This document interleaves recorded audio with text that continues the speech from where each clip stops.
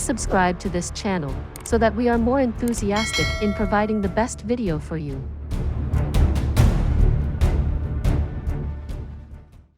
Chapter 671. The Suspicion of the Master of the Blizzard Silver City. Murong Feng rode his horse to the front of the tombstone. He dismounted and almost fell. Looking at the grand-looking tombstone through his blurry eyes, he could roughly see the poem inscribed on stone. I do not regret planting this deep affection and am willing to travel alone. If we are still destined in our next life, I would rather betray the heavens and not you. Xiao, my beloved daughter, are you really gone? Murong Feng stood lifelessly and motionlessly as tears dropped onto the ground. Only his snow-white hair was blown by the wind. He touched the tombstone, just like how he would gently stroke his young daughter. The violence before the graveyard stopped as he became everyone's focus. Suddenly, Murong Feng hollered madly, Xiao! How shall I live without you? His voice was filled with pain and pity. It was as if his poor girl was still standing before him just like 18 years ago, begging him. He sighed and reached out with his hand. The deep blue flare of sky Xian emerged and stone fragments slid down the surface of the tombstone. A new line of carvings appeared. My beloved daughter rests here in peace. Murong Feng Father. Then, he continued to stare at the tombstone for a long while until he finally whimpered and covered his aged face with his hands. After that, he mounted his horse and began returning home. He didn't raise his head nor turn back. The stubborn old man had finally accepted. Although he didn't acknowledge Yi Guhan, he did negate his daughter's marriage. He no longer recognized his daughter as the empress. He was only commemorating his daughter. The cold wind blew. The pine trees were like sea as they rustled and swayed to form wave-like patterns. It even sounded like Murong Xiao bidding farewell. When Murong Feng reached home, he immediately ordered all members of the Murong family to immediately quit their official positions. From then on, the family would no longer participate in power struggles. Anyone who disobeyed would be beaten and expelled from the family. Murong Feng's carvings on the tombstone signified that the Murong family acknowledged the graveyard and the absurd reality. The remaining royal guards quietly left. Or they would only be faced with death. Jun Moxie had announced that from that moment on, they would not show mercy. The grave of the affectionate couple then officially became a landmark of Tian City. The huge tombstone would stand upright for 10,000 years. No one dared to remove it, for the evil monarch had established it, and it became one of the miracles left by the evil monarch in the world. It was a miracle because the whole graveyard was built by Jun Moxie alone, in a split second. For the coming 10 million years, numerous talents would appear on the continent, but no one would be able to create such a miracle. Commoners would come here to view the site, but the experts would be here to be amazed. They couldn't imagine how the evil monarch had created it. It was clearly beyond the limits of a human. Shortly after the war, another stone monument was set up beside the tombstone. It recorded in detail the love story between Murong Xiao and Yi Guhan, as well as their life story. Countless couples would be so touched and shed tears before the grave of the affectionate couple. Young couples in the future generations would visit the tomb to seek blessings when they were about to be married. They would hope that their love would also be long-lasting and unfaltering. But just as Tian City was thrown into turmoil, the whole continent was as well. Far in the north, there was another super family in the Blizzard Silver City.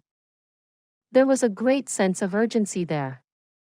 Xiao Xingyun looked at all the intelligence coming in just like how snow would blow into his opened window and sighed. He regretted that he did not completely destroy the Jun family in the past and allowed them to rise again. How were they going to confront the Jun family now? A mysterious expert that defeated 90 men from the 3 Holy Lands. The king of Tian Fa, Venerable Mei, who was the woman of that rascal Jun. All sorts of unbelievable things had happened to Jun Moxie. And there was no reply from the 3 Holy Lands for the letters Xiao Xingyun had sent them. The men he sent were also not back yet. Xiao Xingyun could hardly eat or sleep these few days. Is the Xiao family going to perish just as we were near the glorious victory of unifying the Silver City under us? Han Zhanmeng, the master of the Blizzard Silver City, had always been asking him about the whereabouts of the last group that had left. It was very unusual for them to not return to the Silver City for New Year. It was especially concerning as the little princess Han Yanmeng was also in the group. Although the someone who impersonated as the third elder returned with some news, Han Zhanmeng still felt that something was wrong. What's more important than coming home for New Year?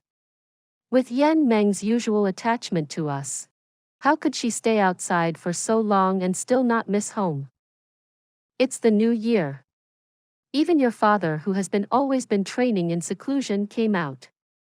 But you remained outside and said that you will only be back in spring? Did something go wrong? And is it true that the Jun family is coming to seek revenge? In short, there was something very wrong with the atmosphere in the Silver City recently.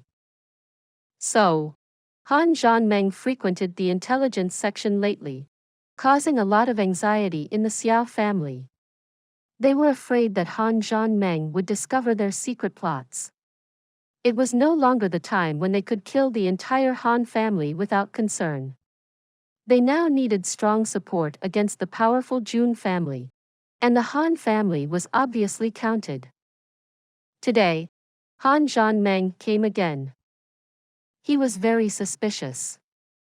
No matter how busy she is, she must be writing home. But ever since she has left, she only wrote twice. No matter how busy she is, shouldn't she at least have the time to write home? Moreover, how busy can she even get? How dubious. Great Elder, so you're also here. Do we have news? Han Zhanmeng's handsome face was emotionless and greeted indifferently. Master. Xiao Xingyun straightened up. Although he was close to 100 years old, he was still able to stand in a very upright manner. He had no wrinkles and only a youthful face. If not for his white hair, anyone would mistaken him for being only in his 40s. It isn't very positive for us. Xiao Xingyun sighed. The Jun family appears very confident. I'm afraid the Silver City is already in a state of emergency. Oh, still only about the Jun family? Han Zhanmeng frowned impatiently. You know what news I want and still try to flood me with Jun family's news. And the Jun family is only seeking revenge against your family. How is it related to the whole Silver City? Yes, the Jun family now has the support of the Beast Kings of Tian Fa. It won't be an easy battle. Xiao Xingyun looked up at the grayish sky and sighed. Master, we really have to prepare properly. Han Zhanmeng said okay and interrupted with a question. Is there any news from the third elder? Xiao Xingyun laughed and said, yes. We have just received a message from him. He says that everyone is tired, especially the young princess. They will be back in at most 20 days. Let me see. Han Zhanmeng was suddenly looking more alert. It was a letter with a few thousand characters, spanning over 8 pages. He saw his daughter's message only on the last page, and it wasn't even written by herself.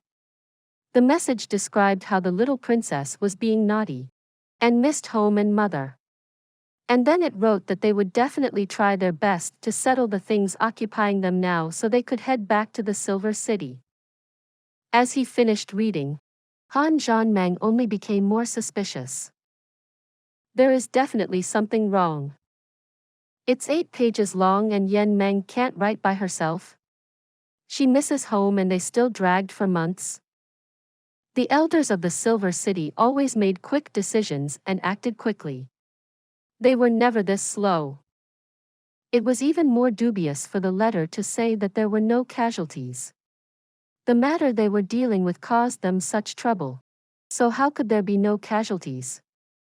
If there were no casualties, wouldn't it be too easy a mission to occupy them for so long? Han Zhanmeng was left speechless. His fingers holding the letter tightened on the sheet. The ominous feeling that haunted him recently only grew. He stood there in silence before finally asking, "Great Elder, what do you think of the message?" He said this calmly with his back facing Xiao Xingyun. It even sounded like a casual daily conversation. "I also think it's strange. But I suppose it's at least fortunate that there are no casualties. Or perhaps they only reported the good facts." Xiao Xingyun frowned and pondered deeply before saying, "But it is a large group. They have many competent men, yet they are still occupied. Clearly, the trouble they are facing is not as simple as they have described. Perhaps they are being trapped by secular powers and they can't do anything without losing face. Well, that sounds reasonable. But Yen Meng shouldn't be sending no messages home. What can the reason be?" Upon hearing what Xiao Xingyun said, Han Zhanmeng felt more comfortable. Is there the possibility that..." Xiao Xingyun clapped on his own thighs as if he was suddenly enlightened. But after that, he stuttered and couldn't continue. "What? What have you thought of?" Han Zhanmeng suddenly turned back and stared at Xiao Xingyun fiercely. "Well, I am just guessing, after all. It's indeed unusual that the little princess didn't send back anything." Xiao Xingyun looked awkward. "What's on your mind? Say it." Han Zhanmeng was losing his patience as he forcefully waved his sleeves. "Is there the possibility that it is similar to what happened to the elder princess in the past?" Xiao Xingyun frowned and said carefully.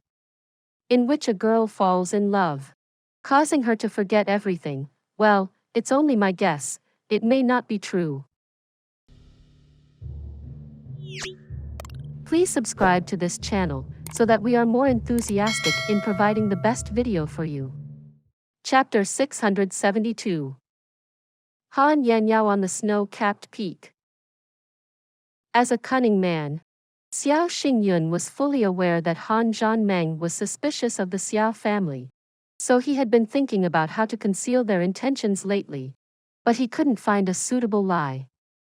With a heightened pressure from Han Zhanmeng today, he suddenly came up with this reason. It actually sounded rather convincing. After all, there was a past example. Han Zhanmeng was immediately stunned. He frowned and his eyes reflected his inner conflict. He finally said, "Well then, please help me watch over them carefully. Notify me immediately if there's something wrong." As he said, he walked out, obviously laden with anxiety. "Are both of my daughters going to have the same fate?" He stared upward at the snow-capped peak half veiled by clouds. His emotions surged. His elder daughter had been training in seclusion for 10 years up there. It was sort of her punishment, but by her own choice. Han Zhanmeng sighed and his eyes showed his dismay. Suddenly he launched forward and dashed towards the snow-capped peak. He did not notice that behind him, a sense of relief appeared in Xiao Xingyun's malicious eyes. Finally, "I've bluffed him through this time." The snow-capped peak was one of the crucial parts to the oath the Dongfang family was forced to make. To collapse of the snow-covered sword peak and the drive out all Xian beasts from Tian Fa. It was the highest peak in the snowy mountains. It resembled a huge sword that was piercing the sky. The peak was roughly in the shape of a cone, And there were two mountain ridges on both sides of this peak. The mountain ridges looked like the sword handle while the snow-capped peak the blade. The majestic-looking snow-capped peak stretched over 10 square kilometers. Collapsing the snow-capped peak was an almost impossible task. How could such a large mountain collapse so easily? As Han Zhanmeng reached the foot of the peak, he could not help recall the battle and the oath made in that fateful year. He felt sorry for the Dongfang family. An outstanding family of assassins would forever be locked away in seclusion by the oath, and there was little hope for them to rise again. Due to the thinning air, the higher one went up a mountain, the harder it was to breathe. An ordinary person would even have the danger of suffocating climbing up the snow-capped mountain. However, for a Xian practitioner, it was the opposite. There was more heaven-earth spiritual qi concentrated at higher altitudes, so training up here was very beneficial to their cultivation. Snowflakes swirled as they glided down. The snow-capped peak looked like this all year round. This caused the peak to look 100 meters higher than its actual height. It was all piled snow that was compressed into ice. If there was enough heat, a small stream could easily form within a few days.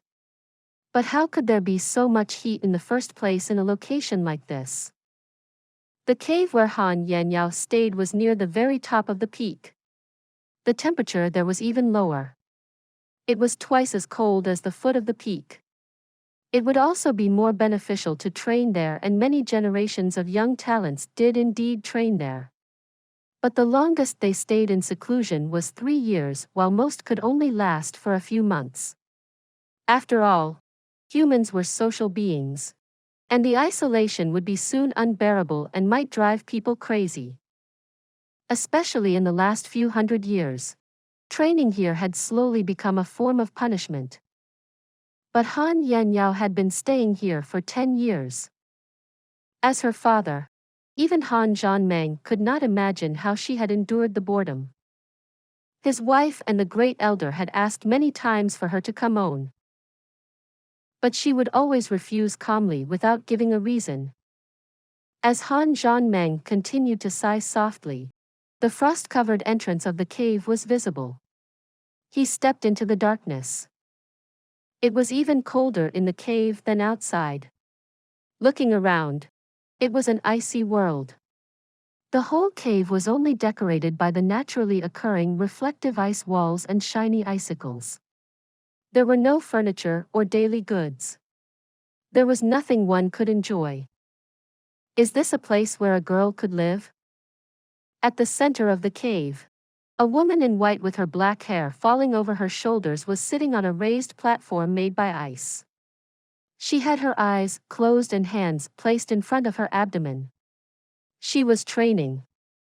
There was only calmness on her face as her whole figure seemed to blend in with the icy background. She looked hardly alive. Han Zhanmeng felt a pain in his heart. Is this still the daughter who would ask me to tell her a story? Where have her smiles and happiness gone to? Little Yao. Han Zhanmeng finally called out softly as mixed feelings exploded within him. As she heard the sound, she slowly opened her eyes. There was a glimpse of warmth coming from her eyes as she saw that her father was before her. But she remained emotionless. Dad, welcome. She had passed many years here, and the pain in her heart that couldn't be alleviated had rendered her unable to smile. She couldn't even talk much. She had become a part of the snowy mountains, refusing to be melted. Perhaps no one except him can make her smile again. Han Zhanmeng only stared at his daughter but couldn't say anything. The sense of unfamiliarity and distance between them was agonizing. After a while, Han Yanyao spoke first. What brings Dad here today? Han Zhanmeng wanted to say many things, but he suppressed those ideas. Instead he said, Little Yao. There's a thing that has always been bothering me for 10 years. I wanted to hear from you. Han Yanyao raised her brows slightly in surprise. Please say. I sent men to check on Jun Wuyi after you fell in love with him. Honestly, he isn't too bad. But in my opinion, he is inferior to Xiao Han in all aspects. I still don't know why you made the decision. Does Jun Wuyi really have something so special? It was true that this had puzzled him for 10 years, but he only decided to mention it again because of the great elder's guess just now. What if the elder's guess was true? Would both his daughters meet the same fate? Upon hearing the name, Jun Wuyi, Han Yanyao's eyes glowed with gentleness and her cold face seemed to thaw. But it soon turned back. Dad, don't you know? I thought you had long known. Why do you say so? Han Zhanmeng frowned. Jun Wuyi cannot match Xiao Han's looks and gentleness. No matter Xian cultivation, skills, or even the background, Jun Wuyi is completely inferior. To a common woman, Xiao Han is obviously much more outstanding than Jun Wuyi. Since you knew, why did you make the decision? Han Zhanmeng didn't expect this answer. He thought his daughter would endlessly praise Jun Wuyi. Yes. Considering all the external factors, Xiao Han is better than Wuyi. But to me, Jun Wuyi is the real man. Han Yanyao's cold eyes emitted fiery flames as she recalled. His Xian cultivation was low, but he often did things to help others without seek fame and fortune. Although he is not good-looking, he's so open-minded. He's a real gentleman. His family is considered prominent secularly, but he's never arrogant and unreasonable. He's young, but he is willing to sacrifice for his country and became the famous blood general. These are his good qualities. Father, is Xiao Han like this? If he weren't born into a prominent family, how generous would he be? Let's put all this aside first. The most unforgettable is our first encounter in the magnificent jewel hall. I can't forget his handsome nonchalance. She slowly raised her head. Dad, I'm confident with my looks. I'm sure there are only a few who can match my beauty. I'm sure you agree. Han Zhanmeng silently nodded. Han Yanyao was indeed breathtakingly beautiful. She was easily the prettiest woman in the Silver City even today. He had long been used to the way some of the apprentices would suddenly become stunned and have their eyes glued on his daughter. When Jun Wuyi saw me that day, he was only amazed for a short while and soon returned to his usual calmness. Han Yanyao recalled with a shy smile on her face. When he left, he didn't turn back his head to look at me again. I had in my possession a herb he wanted. He literally took it from my hand and stuffed a few notes in, then left immediately. I was still a very proud girl then, so of course I wouldn't let him go like that. I followed him.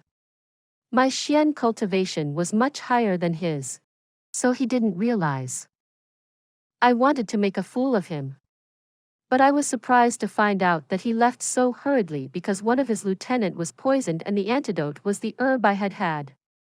The lieutenant had been deeply poisoned. So the herb only allowed him to say his last words before the poison reached his heart and took his life. Jun Wuyi immediately cried, lying on his body. He tried to suck the poison out from the lieutenant's wounds, but it was obviously to no avail. Dad, it was the first time I saw a man crying and I finally understood what is brotherhood. I silently left, but the scene in which he cried lying on his brother's body loitered in my head. He gave up the opportunity to interact with a beauty like me to save his brother who was almost certainly dead and left without hesitation. A few days later, I met him again. It was when he sent away his elder brother on the day the army headed out. The more I interacted, the more I was certain that although he wasn't a genius nor a heir of a super family, he was a true man. He never had to hide anything from me. He was so real and authentic. I don't care what others think.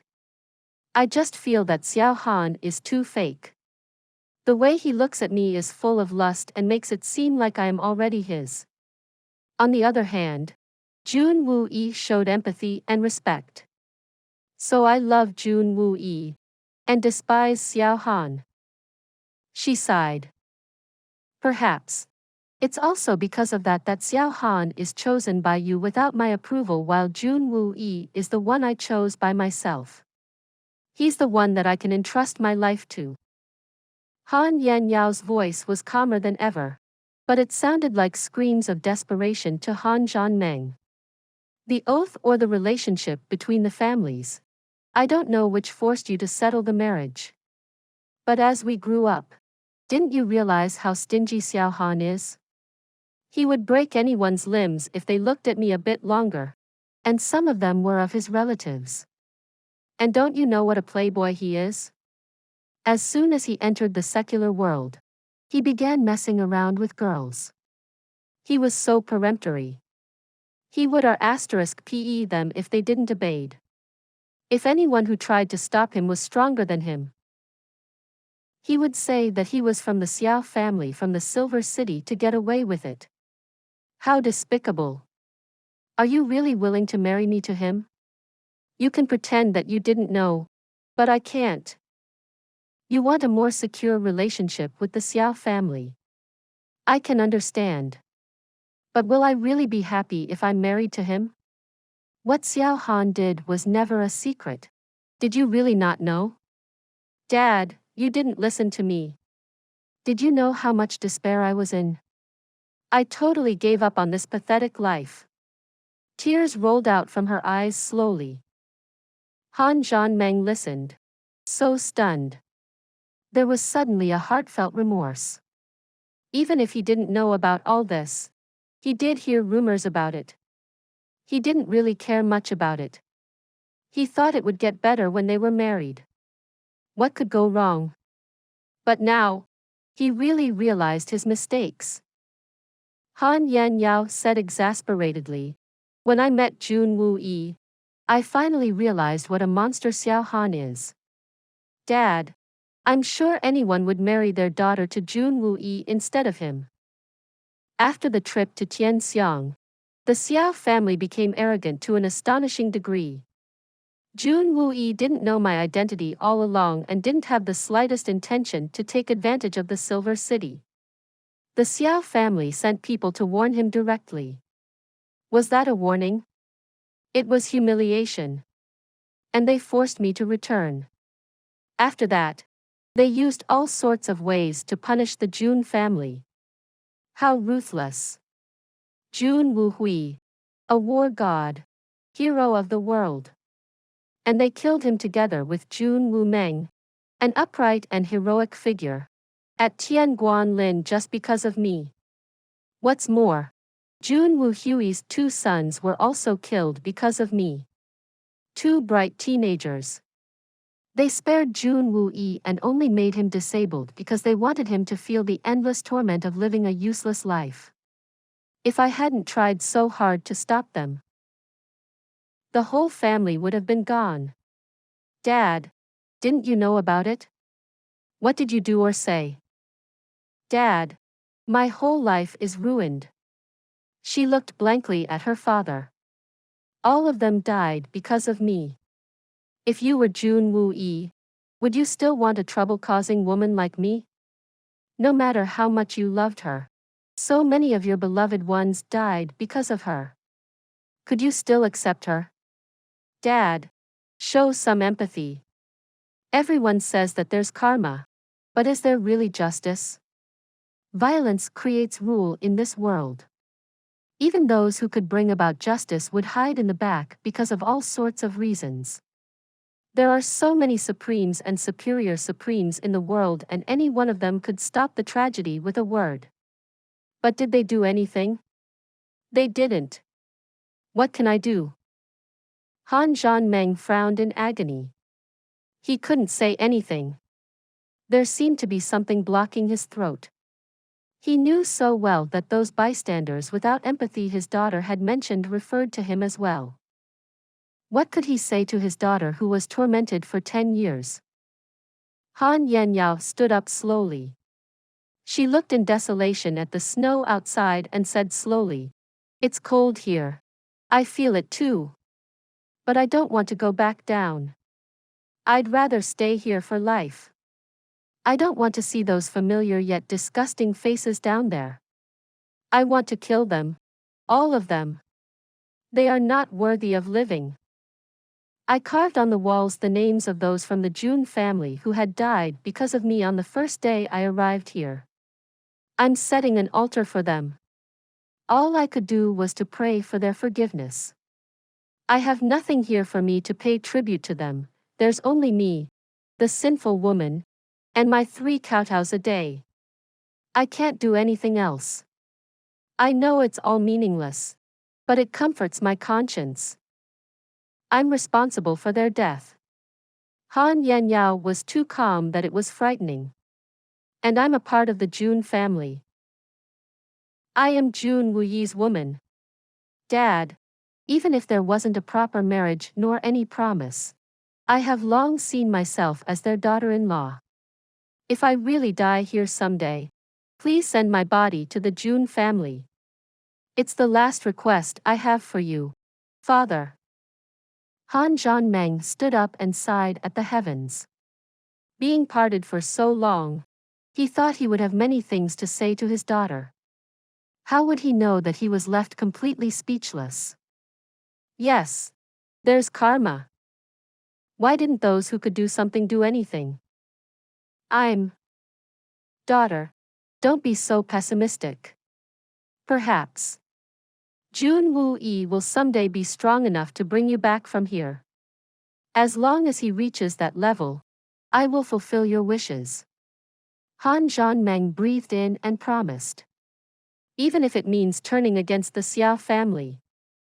Dad, it's too late. If you had said it 10 years ago, everything could have been avoided. The tragedy has already played out, and the dead can't be brought back. Even if he comes to the Silver City one day, I believe he will be here to seek revenge instead of bringing me back. There's an irreconcilable hatred between us. I know him. The death of his brothers definitely haunts him, and it also haunts me. There's no way out.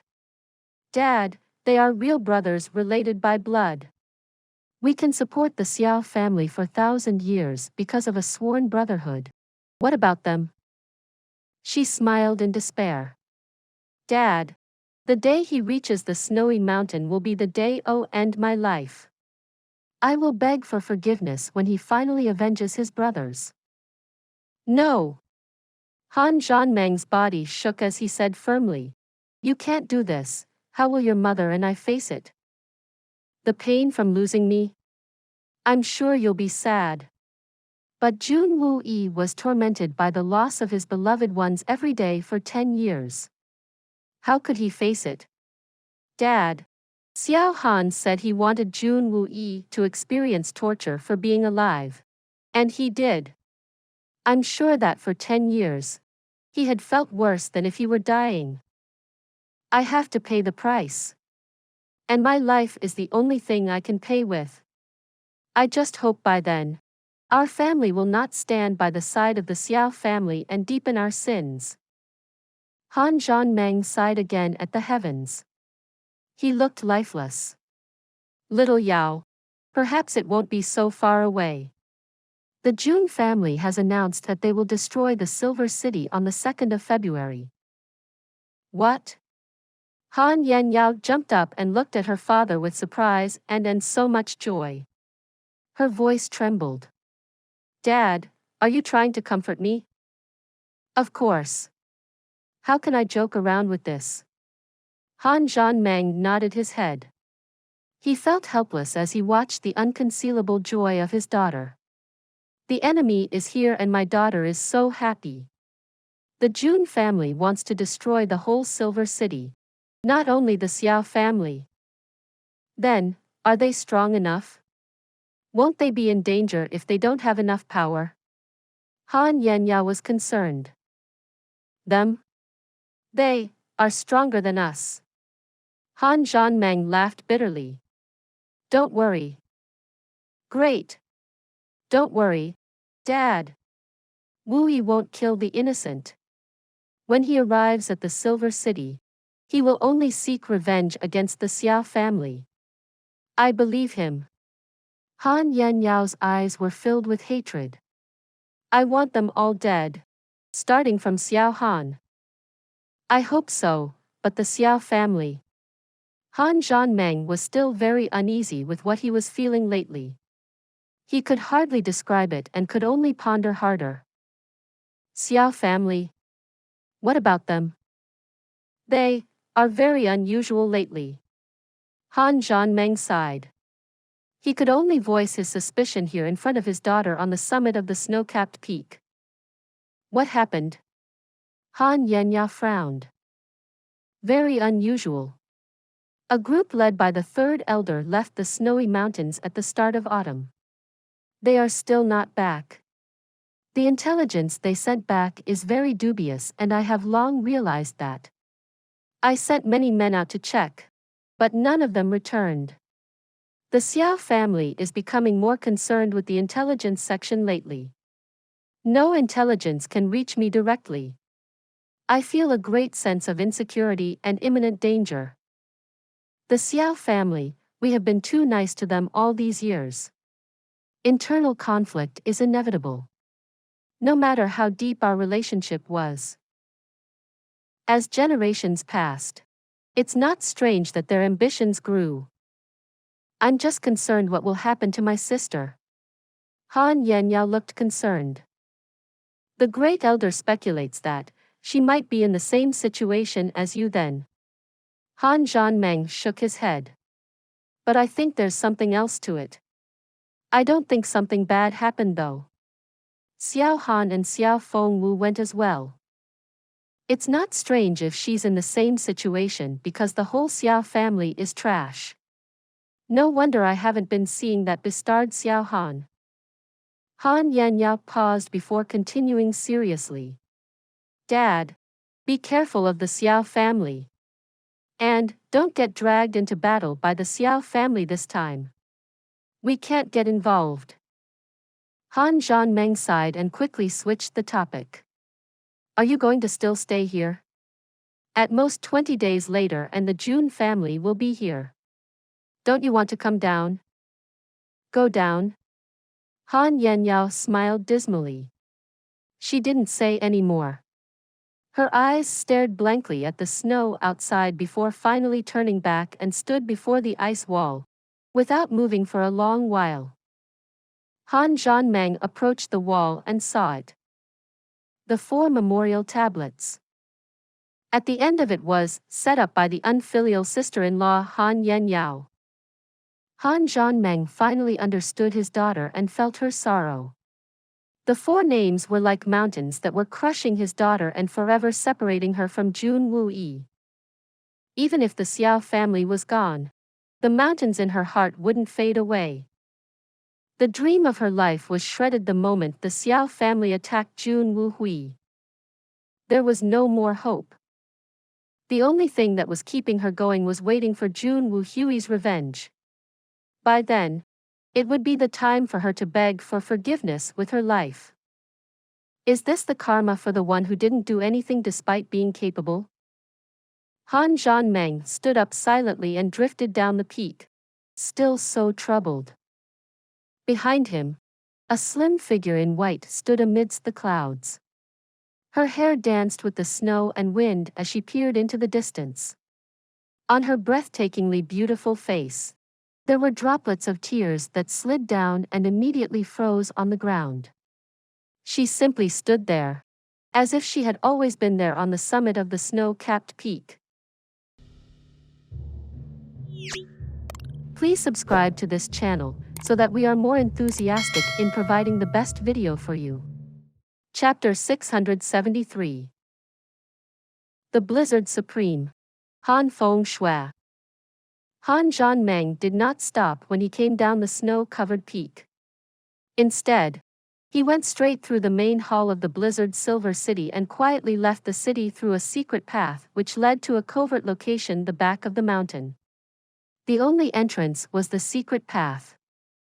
Although this place was located halfway on the top, the heaven-earth spiritual qi was more concentrated here than anywhere else in the snowy mountains, including the snow-covered peak where Han Yenyao stayed. The stone chamber was very spacious, up to dozens of square meters. It could be called an underground hall. Hanging from the rooftop were numerous stalactites of a myriad of strange shapes. Enclosed on the walls were countless glittering and brilliantly bright spots. There were all kinds of unknown crystals naturally embedded within. In the center of the chamber was a special seat. It was a piece of huge crystal in a weird shape. It was a hexagon, with more crystal structures protruding upward on the corners of the polygon.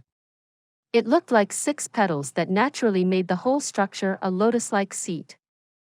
The mystical crystals emitted a gentle glow all around, which coincidentally superposed along the center axis of the chamber. This formed a bright column of light that extended all the way to the top of the chamber, which was then refracted from there, connecting with the crystals to form an indescribable cycle. The creation of nature was indeed magical. And a misty fog filled the thick column of light. An expert practitioner of Xian cultivation would detect that the fog contained the most pure heaven-earth spiritual qi. This location was the Blizzard Silver City's biggest secret. It was a naturally formed chamber. Training by sitting on the lotus-like seat would be 10 times more efficient than anywhere else. From the establishment of the Blizzard Silver City, only one person could enter this location. The master of the Silver City, the head of the Han family. The secret had always been passed down by words of the mouth. It was never disclosed to anyone else. However, there was a limitation to the chamber. Anyone who had not reached Superior Supreme would not last long before they exploded if they tried to train on the lotus seat. It was expected, as the heaven-earth spiritual qi here was too concentrated. Even Superior Supremes couldn't train here for too long. Nevertheless, generations of masters could still train in the chamber. As long as they didn't sit on the lotus seat, the spiritual qi would not be too much to handle. Although the speed of progress wouldn't be as promising, it was still many times greater than outside. Therefore, generations of masters of the Blizzard Silver City were promoted to Supreme at a young age.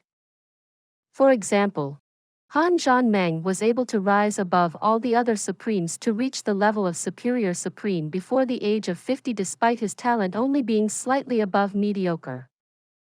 The chamber was discovered during the initial constructions of the city. It was listed as a top secret right upon its discovery. As the other 2 families declined, the secret was only passed down through the lineage of the Han family. Even if the Xiao family had almost controlled the whole city, they were still unaware of this secret. Sitting within the light column right now was the old master of the city, the previously very famous Supreme that was just behind Yunbi Chen and Li Ju Tian, the Blizzard Supreme Han Feng Shui. But his cultivation was long above that of a Supreme. It was even above the Superior Supreme. It was all due to the magical effects of the mysterious chamber. As Han Feng Shui exceeded the Superior Supreme level, he kept the news a secret and passed down the position of the master of the city to his son. He then stayed in the chamber to train for 30 years. Han Zhanmeng didn't dare to make a sound once he entered and only stood there quietly. After a very long while, the light column blinked as the old man in white drifted out. His hollow-looking eyes stared at Han Zhanmeng. "Little Meng, what urgent matter brings you here today? You look anxious." Han Zhanmeng's mouth twitched. It was so strange. The nickname of his younger daughter was also Little Meng, but his father still called him by the same name. In fact, He called his daughter Han Yen Meng for the exact same reason. I'm now the master and a father. You're still calling me Little Meng all day long. How awkward. But I can't really say that in your face. So I shall call my daughter Little Meng. Huh. By then you would have to stop calling me Little Meng. But no one knew why his all-wise father just couldn't get it right. His father still called him Little Meng, which was the same as his daughter. He sighed in his mind and decided to stop struggling over this issue. He never won against his father. He directly explained why he was here. Dad, the situation in the Silver City is very strange lately. I analyzed for very long but arrived at a very surprising conclusion. I hope you can help me. Han Zhanmeng looked very serious as he continued slowly. Dad, the Xiao family is being very sneaky recently. I suspect that they want to do something disadvantageous to the Silver City. Xiao family. Han Fengshui's eyes twinkled and laughed. The old master was more than 100 years old. But he looked just like his son, except for his hair which was intentionally left white. Or else he would look like Han Zhanmeng's brother instead. Don't worry. Just be careful. Han Fengshui said calmly. The Xiao family has been rebellious for years. Perhaps their ambitions have reached the climax. But if they want to deal with us, they still don't have the power to. So they can only sneak around. So? Han Zhanmeng was surprised. He thought his father would be shocked hearing the news. If the Xiao family doesn't have too much ambition, we will have to continue helping them and work together toward greatness. This is the indisputable ancestral rule. And we did follow it for thousands of years and it will continue. The relationship between the two families is always complicated. Even today, the boundary between the families is still blurred. If the Silver City loses any one of us, it will be a tremendous loss. So for generations, we have been very careful in maintaining a good relationship. It's really a difficult and tiring task. And the Han family has always been the master. So naturally as time passed, the Xiao family will feel uncomfortable. It's only a matter of time before they rise up to contest us for the control of the city. It's human nature. You don't have to be so shocked by it. I don't know if it is a coincidence, but you don't have a son. So the Xiao family's ambition grew faster. Besides that, they also have a strong sense of fear. Therefore, it's reasonable for them to try taking over at this point of time. Reasonable? Han Zhanmeng went speechless at his wise, smiling father. How can their rebellion be reasonable? Of course. Why not? Anyone would want to take over if they are subjugated for a millennium. Although we never admitted that we subjugate them, we did order them to do many things in the past. To them, they're clearly being dominated. It's basic psychology. They have contributed so much. The real beneficiary is the Silver City, not the Xiao family. If it were you, you wouldn't feel that it was fair either, would you? That's why. The old saying that those who are not of our kind are sure to have a different agenda is very true. So, what should we do? The oath made by our ancestors is still hanging in the hall. As long as the Silver City still stands, the lineage of the Xiao family never breaks. Generations we will be brothers. This oath is unbreakable regardless of life or death. Han Zhanmeng recited the ancestral rule as he frowned. If we attack them and get rid of them, aren't we breaking the rule? The oath was taken so that everyone in the world knew. Who told you to get rid of the Xiao family? Han Fengshui frowned and looked at his son. Why would you do that? What? Han Zhanmeng was totally confused. His eyes wide open and he didn't know what to say. He could only stutter. We don't. Then aren't we giving the city to them for free? Sigh. Little Meng. You stupid boy. If they don't do anything and you deal with them, it's wrong. Han Feng Shui was slightly exasperated that his son didn't live up to his expectations. The rule says that generations we will be brothers. If they don't treat you like a brother, does it still take effect? Please subscribe to this channel so that we are more enthusiastic in providing the best video for you. Chapter 674. You can get married? Well. Han Zhanmeng seemed to realize something, although he was still kind of confused. We can't break the oath, but what if they did so first? Our ancestors never told us to stick out our necks and wait to get killed. Han Feng Shui snorted. As long as they break the oath, they will be the enemy. A great enemy that wants all of us dead. I don't have to tell you how to deal with enemies, do I?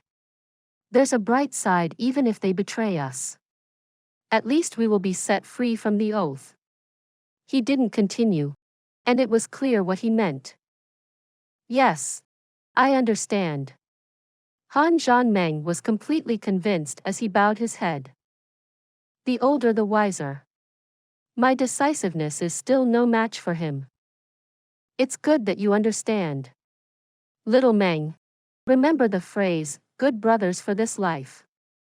And the key is on this life. Brotherhood means sacrificing for each other. But after your life, your descendants may not be good brothers. With more generations, they may become strangers or even enemies. Even the descendants of biological brothers may become unfamiliar after a few generations, let alone sworn brothers. All good things must come to an end. So don't forcefully bring down your brotherhood to your descendants. It will only become their obstacles and constraints. Yes, I will remember. Han Zhanmeng finally felt relieved. His father was long prepared for him to say so. I am telling you this today because you have made the same mistake concerning your daughters. And it has caused so many tragedies. Do you understand? Looking at his son, Han Feng Shui was slightly helpless and exasperated. The Xiao family pleaded very sincerely then. With the past relationships, it was very difficult to reject. Han Zhanmeng lowered his head in guilt.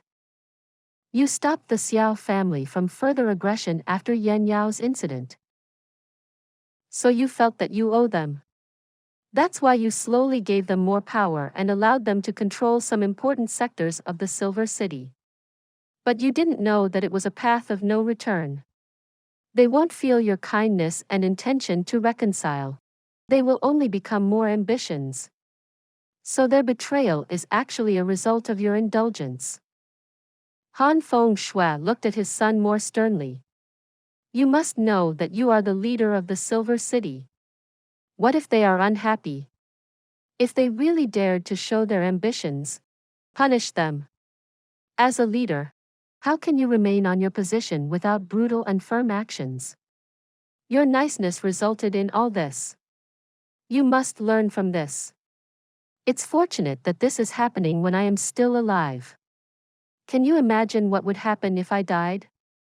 All the fruits of our ancestors' efforts would become theirs. How are you going to face our ancestry by then? Han Zhanmeng was sweating profusely. He was so guilty.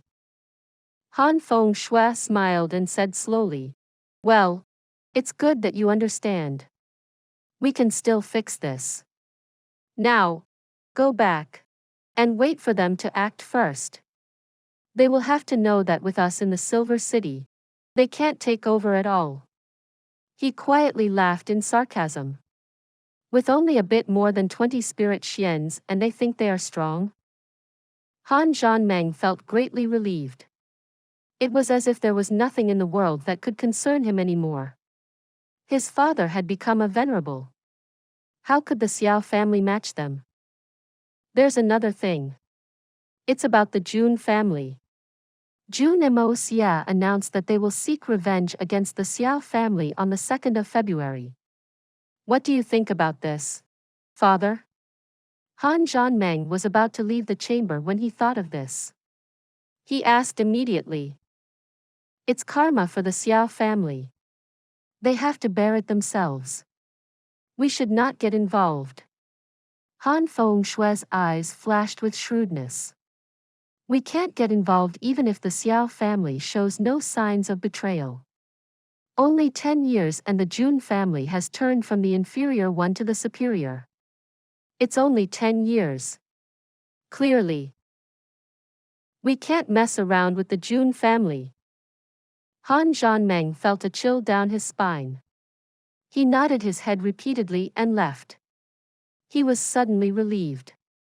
The only thing he was concerned about now was the group that left with the third elder. He was concerned with the safety of his daughter. Although Han Fengshui was very confident and felt everything was under his control, no one could really tell what was about to happen. Nothing was absolute. Anything was possible.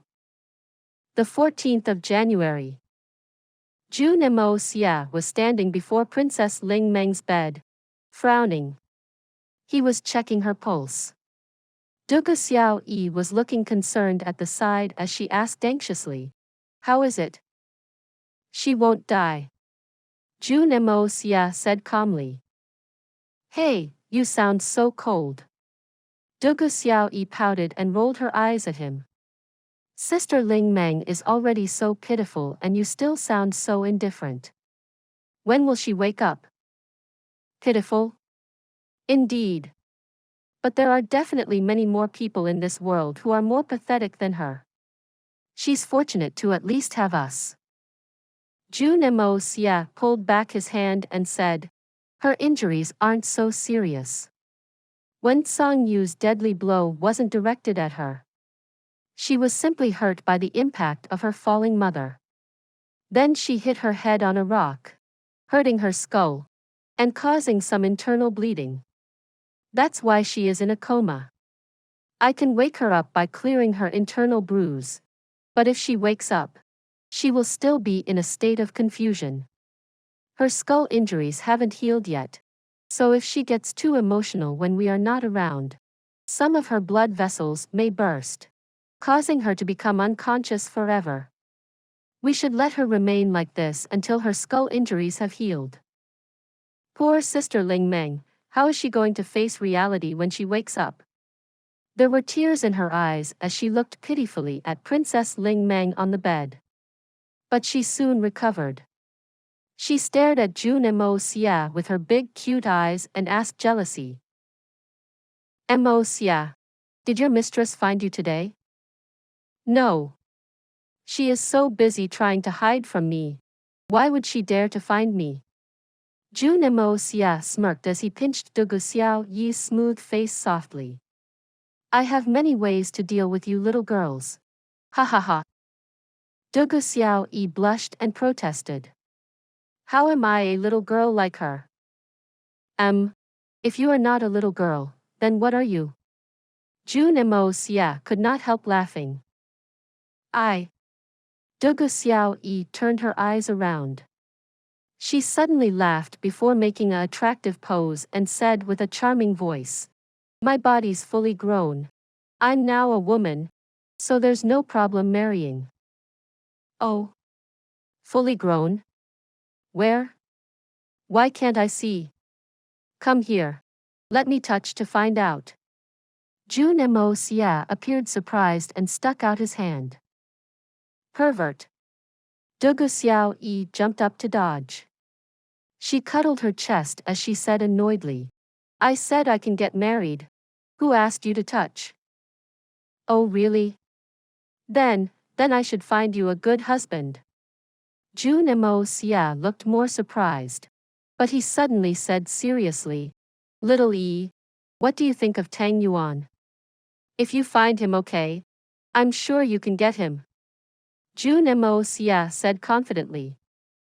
Debauchee was immediately infuriated.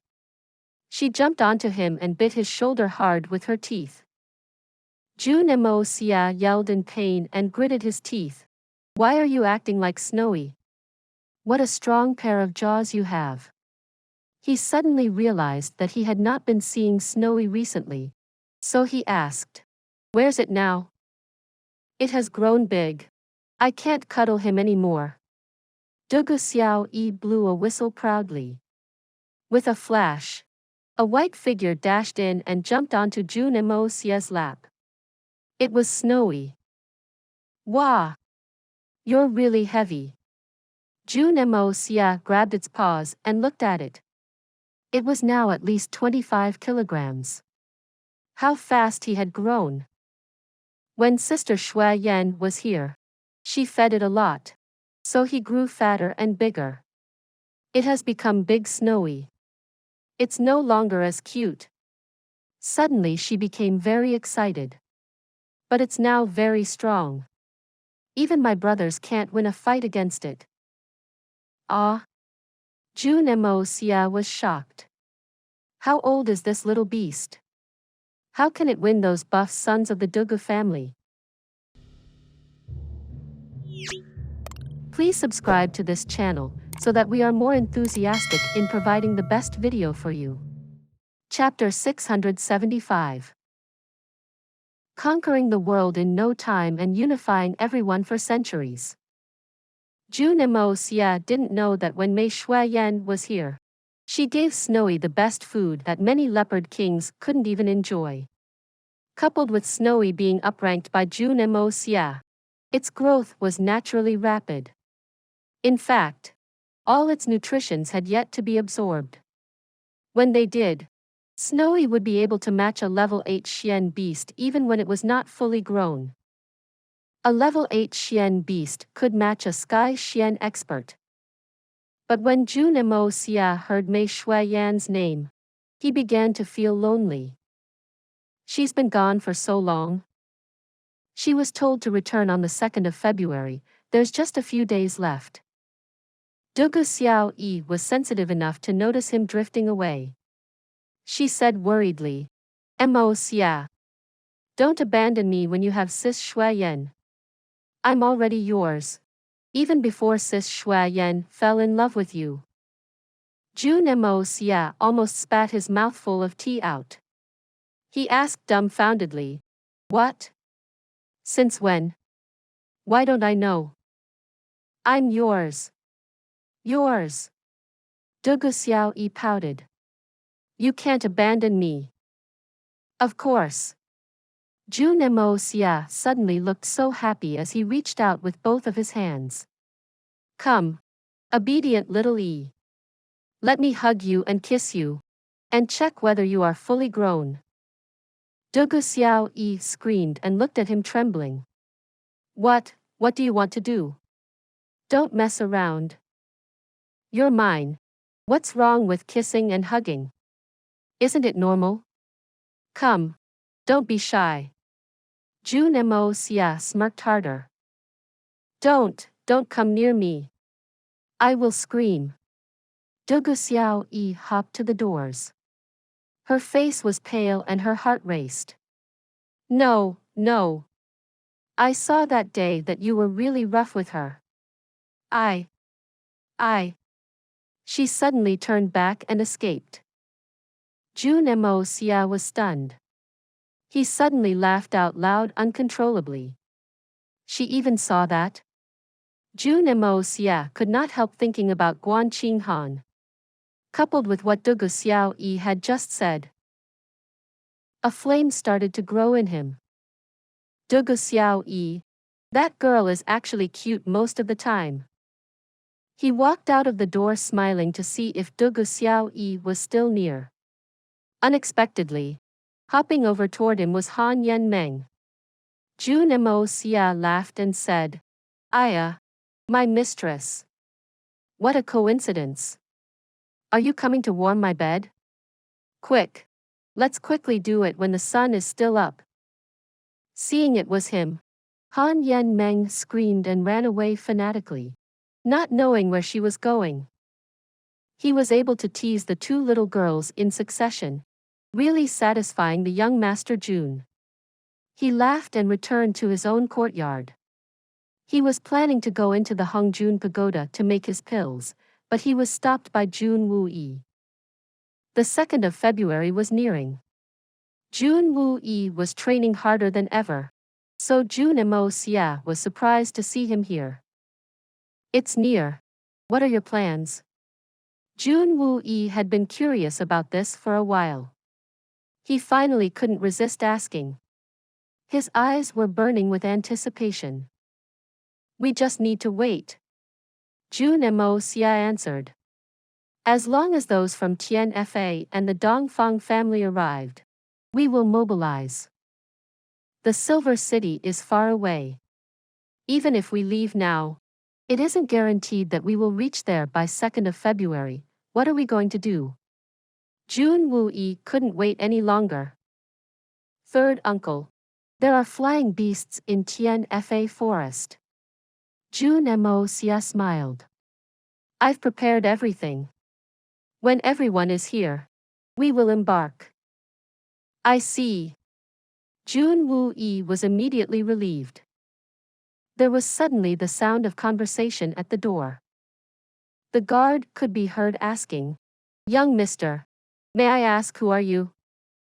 Unfailing as the sun that rises from the east, I am undefeatable. A young voice which was pretending to be very matured said. Please tell my elder cousin Jun Moxie that I, Dongfang Bubai, is here. Jun Moxie could not help laughing. Unfailing as the sun that rises from the east, I am undefeatable. Jun Moxie stepped out of the door. It was indeed the naughty little boy. Jun Moxie put on a serious face and acted along. Wow! It's the hero of Dongfang. You really glorified my house. I hope you will conquer the world in no time and unify everyone for centuries. Cousin. Ha ha ha. I'm here. It was Dongfang Xiao Huai at the doors. He was running over with his arms wide open before he was suddenly stopped and became puzzled as he scratched his head. Conquer the world? It's the exclusive slogan I have come up for your family, Jun Moxie said earnestly. Unfailing as the sun that rises from the east, I am undefeatable. Since you are undefeatable, why don't stir it all up by doing something shocking? So you will of course conquer the world in no time and unify everyone for centuries. What do you think about the slogan, My Hero of Dongfang? Jun Moxie said smiling. Unfailing as the sun that rises from the east, I am undefeatable. Conquer the world in no time and unify everyone for centuries. Dongfang Xiao Huai mumbled before laughing and saying frantically, Wow! Nice! That will be my life goal. Cousin, you're so talented. Your words are really inspiring me. It's a very great ambition. Do put in some effort to succeed. Jun Moxie encouraged him. Okay. Dongfang Xiao Huai's eyes glittered as he daydreamed on. He suddenly did a backflip and said laughingly, Unfailing as the sun that rises from the east, I am undefeatable. Conquer the world in no time and unify everyone for centuries. Hee hee. Haha. What are you yelling for? A group of men led by Dongfang Wenqing had arrived. The adults didn't pay much attention on the kid for a split second as they arrived at the front gate of the house. And Dugu Xiao Huai had disappeared to come to Jun Moxie's courtyard. Dongfang Wendao grabbed his son and slapped on his B***talks. Unifying the world. This can't be casually said. Dongfang Wenqing said from behind as he looked at Jun Moxie blamingly. Since ancient times, no one, not even the three holy lands, have managed to come close to unifying the world. Everyone has been governing their own lands. If we use this as our slogan, we will become the common enemy of everyone. It's just a dream. No one will take it seriously. And isn't it a good ambition for the future generations of the Dongfang family? Jun Moxie laughed awkwardly as he kept on talking nonsense. He was feeling uneasy. Although the method of solving their infertility was effective. But, why didn't he get mad at me? It's a far way to here. Moxie. Is your grandpa still home? Dongfang Wenqing said gently. There was a lot of appreciation in his eyes. Jun Moxie was stunned. He hasn't realized. He's still doing all the exercise. Is he so slow at realizing it? Jun Moxie's body twitched and laughed out loud uncontrollably. Jun Moxie was actually right. His great-uncle was too slow to realize. In fact, with its effectiveness, he was extremely grateful. How could he imagine that he was being toyed around with by his beloved nephew? The group entered the house, escorted by Jun Wuyi. They chatted on and the atmosphere was really friendly. Jun Moxie approached Dongfang Wenqing and asked his uncle as he winked. Great uncle, are you tired?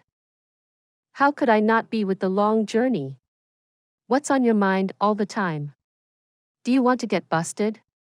Dongfang Wenqing blushed before his face darkened. How could he not know what Jun Moxie was trying to ask? How could he say? He immediately put on his stature as the uncle and scolded Jun Moxie. Jun Moxie stepped back. He was speechless at his uncle who simply couldn't lose slightly face even if it meant more hardship. I wanted to tell you that you don't have to be so tired doing all those exercises. And you scold me like this before I could even remind you. Fine. If you want to remain tired, then so be it. The number of elite assassins that followed Dongfang Wenqing here was considerable. Everyone was a top master of assassination. In total, there were more than 100 people led by the Dongfang brothers. With help from Jun Moxie's pills, Dongfang Wenqing was able to make many breakthroughs and was now a supreme. Not to mention that his long-cherished wish was also fulfilled by Jun Moxie. Of course he was exceptionally confident. The Sky Xian assassins of the Dongfang family were also very proud. They felt that their family was now strong enough to stand at the top of the world. They were able to wreak so much havoc in the past. Now they were even stronger. Weren't they really going to become undefeatable? But their pride was soon challenged. Comparison was always painful. They first saw the godly falcon of the prairie, solitary eagle. His hair danced with the wind and he was wearing black. His eyes were really like those of an eagle, carrying the pressure unique to the top predator of the skies. This was only the beginning. They then met the hurricane swordsman, Feng. In white, his stares were as sharp as his sword and his body as straight as the blade. Emotionless, he looked very steady and brought with him an aura that wasn't any weaker than that of solitary eagle. Please subscribe to this channel so that we are more enthusiastic in providing the best video for you. Chapter 676. Mei Shuiyan's Pep Talk. The appearance of the two superior supremes induced much pressure as they naturally radiated the stature of a high-level expert. They were like two blazing suns shining on the assassins of the Dongfang family. The assassins were left stunned and speechless. Oh my! The Jun family hid two such experts. They are the real experts. We are amateurs compared to them. Let's just keep a low profile so as not to lose our family's face. Upon hearing that her family was here, Dongfang Wenqing came out to welcome them. The three Dongfang brothers were delighted to find their sister in a much more healthy and happy condition now. After a while, Jun Tian also came out to meet with everyone. Everyone gathered and chatted on. Jun Wuyi helped settle the men and horses that the Dongfang family had brought. Meanwhile, in the faraway Tian Fa forest, a team of people completely all consisted of particularly muscular men. Apart from their big build, they all looked very different and weird. 500 of them all appeared fierce, buff, extremely buff. All of them were at least 2 meters tall. Their limbs were as thick as columns. And all of them had the same brutal and bloodthirsty stare. Totally emotionless. But right now, the malevolent-looking group was properly lined up and obediently listening to orders. They were the first group of Xian beasts that successfully transformed into their human forms. All of them were comparable to a human supreme, and many were bearing a high rank. In other words, they were roughly on the level of Long Crane and Big Bear when they first arrived at Tianxiang. But now, there were 500 of them. How formidable! They looked at their boss with heartfelt gratitude and respect. Mei Shuayan sat at the elevated seat as she looked coolly at her army. There was a glimpse of excitement in her eyes. The Tian Fa forest had not been so prosperous today for 10,000 years. The absolute strength they now possessed was making history. In the past, there might be more higher-level experts, but they didn't have as much potential as now. These Xian beasts took the pills just as they were making their breakthrough, and it worked. Their potential was beyond imagination. With more time, they might become 500 superior supremes or even venerables. They had overcome the most difficult part of their cultivation, which was the transformation. Naturally, the new challenges facing them would be less agonizing. Their cultivation would rise so quickly afterward. Their progress to being venerables was only a matter of time and experience. 500 venerables. The thought itself was formidable enough for Mei Shuayan. She could feel her blood warming up with the idea. There were in total only at most 20 venerables in the 3 Holy Lands. Even if their new talents reached the level, the elder ones would have passed away. So the number would not boom like this. How formidable! And it was all attributed to Jun Moxie's gifts. In front of the team, the 8 Beast Kings were headed by Big Bear and Long Crane. The most pathetic must be the Eagle King. He had been training in seclusion for so long. He finally made the breakthrough and came out, only to find dozens of his fellow beasts from the Eagle tribe had successfully transformed. What a surprise! It wasn't easy for him, and he had been very confident, but now he felt that his position was being threatened. He was really frightened. Of course, Mei Shuayan would not treat her youngest brother badly. She gave him pills and he ranked up immediately, comforting his trembling heart. As he was feeling more secure, he also regretted. If I knew there was such magical thing, I would not have went to train in seclusion. This is so easy. 2 pills and I'm upranked. His thought got him busted. The Tiger King and the Bear King beat him up together. They felt they were treated unjustly. All the goods were brought back by us, but we are the ones punished the most. Is there still justice? So they were infuriated immediately when they came to know the Condor King's mentality. They went up to him and it was endless violence. Mei Shuayan was still busy with many other affairs, so she obviously wouldn't have time to get involved in this. So the Condor King was tortured for 2 straight days. His feathers were almost plucked off. Mei Shuayan felt that it was a necessary ordeal for the Condor King right after his improvement in cultivation. Is this all? Mei Shuayan raised her brows and asked with authority. Yes. Long Crane replied, standing upright. Okay. This mission is crucial. We can't make mistakes. All the beasts who can fly will follow. Also, Choose another 1,000 untransformed top-rank flying Xian beasts to carry people to the snowy mountains. Settle this properly. Mei Shuayan ordered calmly, but her authority was clearly indisputable. Yes. Long Crane accepted. The flying beasts were naturally managed by him. Big Bear, choose 50 men from your tribe to stay in the Tian Fa forest. Everyone else will go on the mission. Mei Shuayan looked coolly at Big Bear. Yes. Big Bear said with valiance. All right. Now wear some clothes. Now you're in human form. You can't stay Nike'd. Mei Shuayan frowned. Besides the beast kings who were wearing luxurious clothes given by their brother-in-law as presents, the other beasts who had just transformed could only use leaves as cover. Yes, boss. Big Bear accepted happily. He ordered a few from the bear tribe to fetch the red cloth that was bought previously. They soon returned with the cloth. Big Bear raised his head and ordered 1 piece of cloth each. Wear them with tree barks as bets. Look at all of you, wearing leaves like cavemen. How barbaric.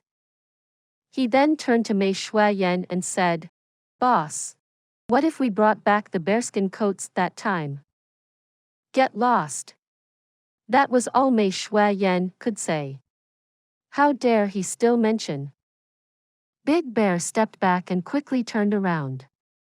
He said fiercely, What are you waiting for? Quickly. So, the 500 buff beasts donned red like brides with the order from the Beast King. Haha. Green Hunter could not help laugh. Needless to say, all the malicious-looking beasts wearing red was very eye-catching. Mei Shuayan's mouth also twitched twice before she returned to the usual seriousness. Go back and be prepared for departure 2 days later. Anyone who doesn't listen will be punished with death. Yes. They replied in unison. Their eyes were filled with the desire for a fight. When you are back, eat well and get some monkey wine from the Monkey King. This operation is for Sis' bright future and brother-in-law's great expedition. So keep alert. If any one of you anger brother-in-law when you reach there, I will tear your skin off. Big Bear bellowed. It really sounded like he was pretending to be powerful by borrowing his boss' authority. Ho! The 500 were excited. Hey! Why mention my monkey wine? That's my treasure. And there isn't that much. The Monkey King jumped up as he scratched his face in protest. Hey! It's 500 men. Our century-old liquor will be gone in a blink. What? You are not willing to support Sis and her husband? The other beast kings weren't friendly. The Monkey King was immediately very helpless and anxious. His face became as red as his B** talks. Isn't it just some wine? How am I not willing? Go. Brothers. Get the wine. The Monkey King is very generous today. Don't hesitate to drink.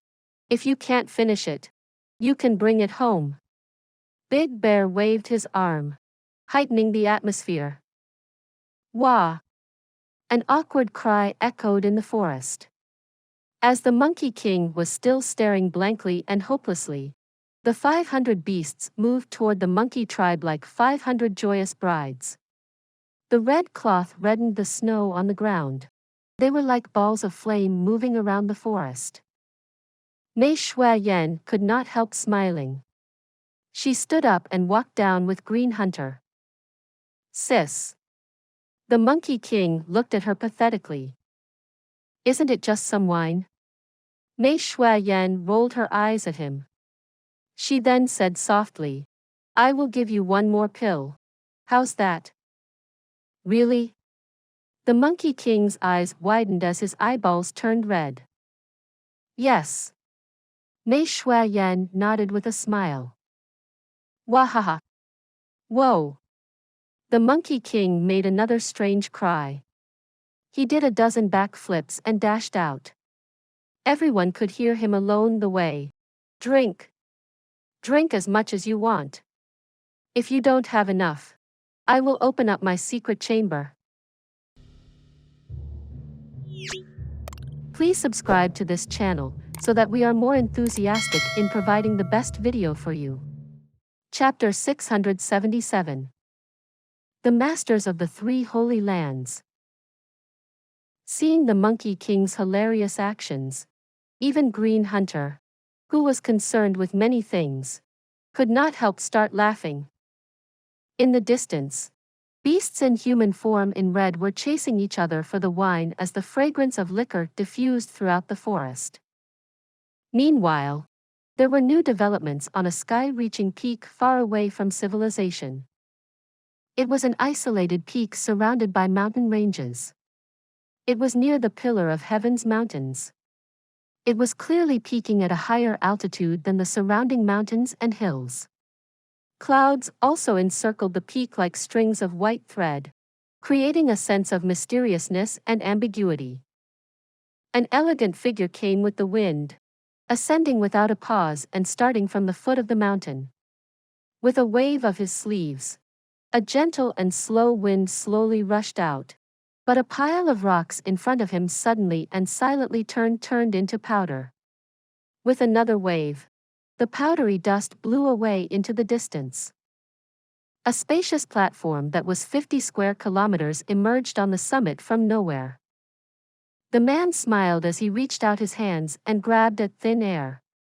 With a sudden lift of his fists, a large stone rose from the center of the platform as if it was hidden there all along. The stone rose and changed shape until it finally turned into a smooth coffee table glittering with reflection. With the same technique, he produced 3 armchairs around the coffee table. Although it was made of stone, the delicate curvature made sitting on it very comfortable. The man laughed as he grabbed a stone about the size of a human head. He squeezed the stone and it instantly changed to a teapot. Vivid carvings of dragons and phoenixes were so delicate that even the best craftsmen on the continent couldn't make them. With the teapot ready, a few teacups appeared. Then he finally stopped and took out a small packet from his waist pockets. He added a pinch of tea leaves into the pot with great care. He extended his right palm and the snow from the summit drifted over and levitated over the opening of the teapot. It suddenly melted and water flowed into the pot, immediately filling it. He waved his hand again and the excessive snow disappeared. The man sat down on one of the armchairs and laid the teapot on his palm. A while later, vapor began forming above and before it finally boiled. The aroma of tea loitered in the vicinity.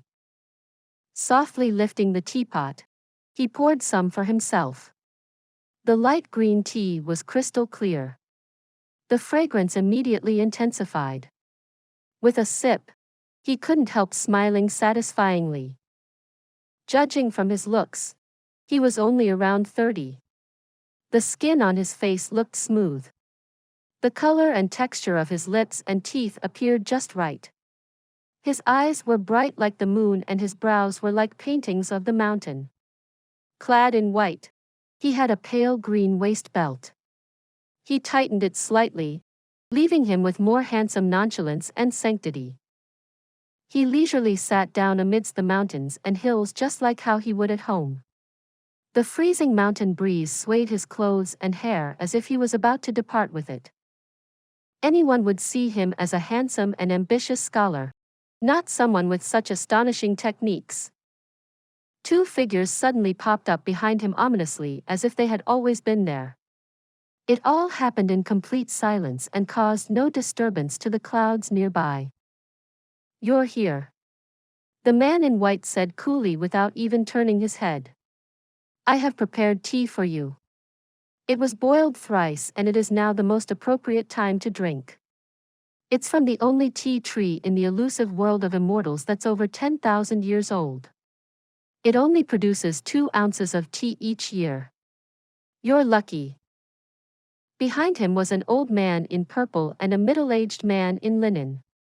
They looked relaxed and couldn't be differentiated from a commoner without Xian cultivation. The old man in purple sat down on a random armchair. He had a big build and a bigger beard. The first impression he gave would be that he was a very fierce character with little hidden agenda. Anyone would think that he was someone who acted upon his mood without contemplating the ramifications. No one would doubt that he was a buff but simple man. But he was the master of the illusory blood sea, Huyen Ao Bo. No one looked down on him. Anyone who looked down on this buff but simple man would have to pay a heavy price. They either died or became his subordinate. There was no exception, no matter how shrewd, careful, or clever they were. How could a brainless person lead one of the three holy lands? Huyen Ao Bo was definitely someone who played dumb to take advantage. Mo Wu Dao. You little toy boy. Ahem. Old toy boy, sigh. What should I say of you? You were like this 200 years ago. And you are still the same now. I don't find it comfortable. Are you trying to lure ladies by looking like this? You shameless old man. You haven't used that thing of yours for 100 years. Have you? Huyen Ao Bo took a cup without hesitation and began drinking carelessly as he insinuated Mo Wu Dao. He finally breathed out, looking relaxed, and said, "A 10,000-year-old tea tree, very nice indeed. Cheaters only scam those who can be cheated. We have known each other for so long and know each other so well. Huyen Ao Bo, can you stop acting like a savage before us? All of us know how cunning you are." Mo Wu Dao, the man in white, said smiling as he lifted the teapot again. You call me the old toy boy, but aren't you doing similar things? Honestly. We are sick and tired of your acting. Don't you agree, old man Xi? Exactly. Everyone knows that the secular gentleman Mo Wu Dao is a hypocrite. It's really suitable for him to act like a young scholar toy boy. But you, proud venerable, Huyen Ao Bo is from head to toe a cunning old villain, and you still have to be so pretentious. Who doesn't know that you are such a despicable character despite your barbaric look? At least we knew 200 years ago. The man in linen who insinuated the other two in one shot sat down leisurely as he raised the teacup elegantly. He placed it under his nose to smell before he drank it slowly to taste. After a while did he finally exclaim, "Indeed. Very good tea. The taste loiters in my mouth. Isn't drinking tea with your eyes closed much better than facing a hypocrite and a truly despicable man?" On his head was a glittering golden crown which was especially shiny under the sun. The reflected light seemed to add a golden rainbow to the mysterious summit. Shi Ruo Chen, how are you any better? Huyen Ao Bo said angrily. King with the golden crown. Shi Ruo Chen. Ha! You pretend to be a king in your supreme golden city, but everyone knows that you used to sell straw sandals in the past. The man in linen was the master of the supreme golden city, the king with the golden crown, Shi Ruo Chen. As for the man in white, he was naturally the master of the elusive world of immortals, the secular gentleman, Mo Wu Dao. What were they doing here in the height of winter? Shi Ruo Chen was not at all angry at Huyen Ao Bo's teasing. He smiled lightly and shrugged before saying jokingly, "It reminds me of an anecdote from years ago. I remember Huyen Ao Bo lost a bet. I forgot what he was betting, but I recall that in front of the two of us, he said in a seductive voice, 'I'm Huyen Ao Bo, everyone says that my bosoms are to be proud of one. What do the two of you think? I'm sure if we spread this around in the illusory blood sea, it would be very spectacular.'" He acted in the voice of a prostitute. He said it out casually, before laughing out loud. Mo Wu Dao also laughed and clapped. He seemed to enjoy it. Huyen Ao Bo's face instantly turned purple. He bellowed in fury. We agreed not to mention it again. Do you mean that what you had said was all bullshit? Mo Wu Dao was very happy. It's karma. Why do you have to say that he sold straw sandals? It's your own fault. How can you blame others? Right. Old man she. Huyen Ao Bo snorted and said, both of you are trash. The two of you always cause trouble for me when we meet. You can't even wipe your assholes clean and you still dare to tease me? We are not teasing you this time. We are truly curious. Shi Ruochen said smilingly. Huyen Ao Bo. You asked whether Mo Wu Dao's thing between his crotch still works. But we are always curious exactly which part of you is concave and which part of you erects out too.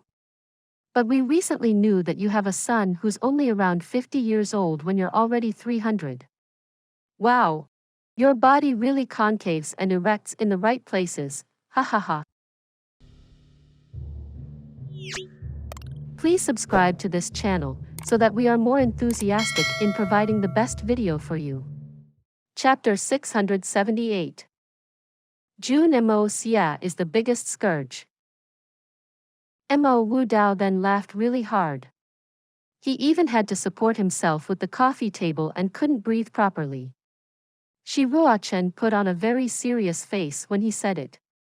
Especially when he reached the part about the 50-year-old son. He sounded very surprised. His whole expression was very funny. Huyen Ao Bo's whole face was reddened. He rubbed his thighs very hard and scolded without thinking. So what? It means that I still have a young mindset despite my old age. The both of you are still single, right? I'm sure your things are rotten and can't be used anymore. If you don't believe me, pull it out and we will compare. Is it bad to have a son? At least there will be people commemorating me in the future. But what about the two of you? Ha ha ha. Commemorate you? Shi Ruochen rolled his eyes in contempt. I heard that your son was so frightened by the kid Jun Moxie that he peed in his pants. Aren't you ashamed? Maybe someday your son will be castrated. Aren't you afraid that he might die before you? As this matter was mentioned, Huyen Ao Bo's face suddenly turned gloomy. Jun Moxie, Mo Wu Dao. Why did you gather us over here today? Don't tell me you just wanted to have a chat. Jun Moxie. Mo Wu Dao smiled elegantly. He appeared only more handsome. His words were very clear. I called the both of you because of this young man. Huh. Mo Wu Dao. Are you nuts? That insignificant young man is just like an ant. Why did you call for the both of us? Are you overestimating him or are you underestimating us? Huyen Ao Bo laughed coldly. As he finished, the other two looked at him like looking at an idiot. Jun Moxie, 18 years old. The only heir to the Jun family of the Tian Empire and the son of the general in white Jun Wu Hui. From what we know, he has been a debauchee from a young age. He was very infamous in the country. Last March, he was still trash with Xian cultivation below the 4th level. But 3 months later, he advanced to the Golden Xian. 3 more months. When he first reached Tian Nan, he was already a Jade Shua. When he was heading back, he had become a top-rank Sky Xian. Within a month after he had arrived home, he entered the realm of the Spirit Xian. When he headed for the Dongfang family with the master of the Tian Fa forest, Venerable Mei, he even showed the level of a supreme. His progress was formidable, but it was still under control. Until our third master Du Ju tried him out lately, we discovered that he was at the Superior Supreme. It's now difficult to control him, having him at Superior Supreme. Chen told the life story of Jun Xie in details. As he reached the final sentence, he was sounding very solemn. He only took less than a year to reach Superior Supreme. He was able to break through more than 30 ranks to become one of the top experts in the current scene. Huyen Ao Bo. Are you still so confident after hearing all of this? At least I'm not. Huyen Ao Bo's playful expression suddenly disappeared. He was stunned. Our intelligence says that he was talented even at a young age. He hid his talent to save the Jun family and messed around as a debauchee. Being a debauchee was only a superficial appearance. How did it turn out like this? It's a coincidence. The Supreme Golden City has recently recruited a young man who has some talents and will be a candidate for the war for seizing the heavens in the future. He's also from the Tian City. He's the heir of the Li family, Li Yuran. He's always been watching over Jun Xie. Jun Xie's previously low cultivation wasn't fake. From what Li Yuran has provided, the establishment of the Supreme Golden City arrived at the conclusion. He suddenly raised his head. All his accomplishments are made in this single year. Mo Wu Dao's indifference finally disappeared. Huyen Ao Bo's eyes were wide open as he was lost in his own thoughts. They had seen so many talents in their life, but they never heard of anyone who could match Jun Xie's pace. They couldn't help feel shock and perhaps even some fear. It's inhuman. Even the legendary deities might not be able to do it. But it happened right before their eyes. The three of us have been very proud of our own pace of progress. We were able to rise above all others and reach a height that nobody could. But I would like to ask you, how long did you take to reach Superior Supreme from a third-level Xian cultivation? Chen sighed and asked. Mo Wu Dao's face was black and Huyen Ao Bo's eyes flashed. They remained silent. They were, in fact, speechless. Their progress was obviously incomparable to that of Jun Xie's.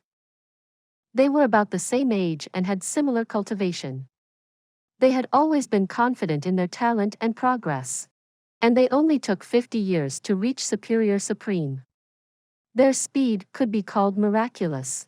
But it looked like nothing now. They had lost what they were most proud of. It was a very demoralizing feeling. They understood that Jun Xie's progress might be stalled from now on. But the fact that he achieved what they had achieved in 50 years in a single year was irrefutable. I'm sure with Jun Xie's progress, his talent is unprecedented. It's still not the main issue. The main problem lies on his mysterious teacher. Chen sounded very certain. Only an extremely strong teacher, coupled with a technique unknown to us and a few more special opportunities, could allow the miracle to happen. Indeed, I asked for this gathering for the very same issue. We must come up with a proper strategy. There a rare hint of concern on Mo Wu Dao's face. Don't forget that we have joined force against Venerable Mei many times and she has some special relationship with Jun Xie. We all know that it's easy to deal with Venerable Mei because she is always too concerned about the war for seizing the heavens. So she never retaliated too ferociously. We took advantage of her righteousness. He smirked and continued. Venerable Mei is truly a righteous person and we were able to pressure her many times because of it. Although we appear quite despicable, it's the rule of the jungles. But it's now totally different. Chen continued from where he had stopped. Ever since she met Jun Xie, it has become more complicated. Not only did Tian receive strong aid, they have also become more aggressive to us. Venerable Mei now seems not to care about the war for seizing the heavens anymore and only wants to retaliate. We are having a lot of casualties lately. It's close to 100 men. It's unacceptable for any one of us. Venerable Mei is a very traditional person. She would rather hurt herself than the people on the continent. It's always been her pursuit and the doctrine of the Tian Fa forest. We have made use of this very weakness. But now she's with Jun Xie. He's definitely not a gentleman. He's a despicable person from head to toe. We can see from his actions that he's definitely someone who will take an eye for an eye. He is so brutal and bloodthirsty and shows no mercy. He's very decisive and never hesitates. How formidable! He will soon become the biggest threat to us, surpassing Venerable Mei. Indeed. Mo Wu Dao said heavily. Please subscribe to this channel so that we are more enthusiastic in providing the best video for you. Chapter 679. Decided. Kill Jun Moxie and obliterate Mei Shuiyan. Shi Ruochen laughed coldly. I'm not exaggerating. If we leave Jun Moxie as how he is, the demise of the three holy lands won't be far away. He won't be concerned with the war for seizing the heavens. The livelihood of everyone may become everyone's greatest concern, but definitely not his. So it's only a matter of time before he becomes aggressive toward us. Huyen Ao Bo took back his barbaric expressions and commented solemnly. He's a natural in all the despicable rules of the jungle. It can't be taught. Normally one would have to learn lessons from continuous failures. But Jun Moxie seems to be born with those instincts, and appears more experienced than us hundreds of years olds. Precisely. We have to admit that in a few years' time, he will be able to bring disaster upon us. We were not friendly to his woman many times. How could someone like him bear with it? Mo Wu Dao opened his eyes wider and continued slowly. He dared to face the Shui Han manner for Guan Qing Han, who was then still not his woman. It's the best illustration. Although he said it slowly, Shi Ruochen and Huyen Ao Bo were feeling an immense pressure. Everyone has their weaknesses. Jun Moxie is not an exception. His weakness is his family and women. But it also happens to be the thing that triggers the most monstrous side of him. Shi Ruochen sighed. From various signs, we can deduce that his mysterious teacher is resident at the Jun family's house. It's our biggest concern. We don't even know who or how strong his teacher is. Shi Ruochen smiled bitterly and continued. All we know now is that he produced an apprentice who is fated to make history. That time when he was able to pressure 90 experts of ours clearly shows that we underestimated his true power. So, we can't be too audacious despite knowing where our threats are coming from. We are actually afraid. Mo Wu Dao concluded. In other words, we are now in a difficult situation in which we can't do anything. Huyen Ao Bo frowned very hard. He wasn't happy. Are we really receiving so much pressure from him? Although we don't want to admit it, it's fact. Mo Wu Dao and Shi Ruochen smiled bitterly at the same time. Do you think that Jun Moxie's teacher might be from the misty illusory manor? Huyen Ao Bo suddenly asked carefully. Maybe not. The strongest beings of the misty illusory manor may reach that level, but they haven't revealed themselves for thousands of years. Even if he really is, he's probably an older one from the misty illusory manor. Moreover, such rapid progress is also out of reach for the misty illusory manor. From what I understand, only he can reach such rapid progress. Mo Wu Dao's eyes flashed. Who is it? The other two asked simultaneously. 9 Nether. 14th Young Master. Mo Wu Dao said it word by word. There was great fear in his eyes. It was as if the name carried a magic that caused even the soul of the master of the elusive world of immortals to tremble. Right. Both Huyen Ao Bo and Shirua Chen breathed in. Only that monster can do it. But the misty illusory manor and the Nine Nether Sanctuary have been holding each other off for 10,000 years. Their conflicts are never revealed. Moreover, I doubt the Nine Nether 14th young master would have the patience to teach an apprentice. As if he had a toothache. Huyen Ao Bo had a hard time trying to enunciate the name. Anything is possible. Mo Wu Dao said worriedly. Don't be too careless. A single mistake can cause an irreversible catastrophe, destroying the establishment of the three holy lands that has lasted for 10,000 years. But this is an opportunity for us. If we can make use of it properly, not only will Jun Moxie and Venerable May be obliterated, the one behind him will also be lured to reveal himself. I speculate that even the Nine Nether 14th young master can't withstand a joint full blast from all the top experts of the three holy lands. Shirua Chen said slowly. He looked prepared for mutual destruction. The other two were silent. They only stared at his face. Jun Moxie is heading to the Blizzard Silver City. I'm sure Venerable May will support him with an army of Xian beasts. There's no way the Blizzard Silver City can withstand it. With all their forces away, their hometown must be vulnerable. There was a flash of shrewdness and ruthlessness in his eyes as he continued coldly. So, there's an opportunity at the peak of the snowy mountains, and there's another one in the Tianxiang city. If, you mean. Mo Wu Dao looked enlightened before he continued to ponder. His frowns indicated his dilemma. The Jun family has completely severed their ties with the Tianxiang imperial family. Obviously, a secular emperor can no longer threaten the Jun family, but we can help them stir things up.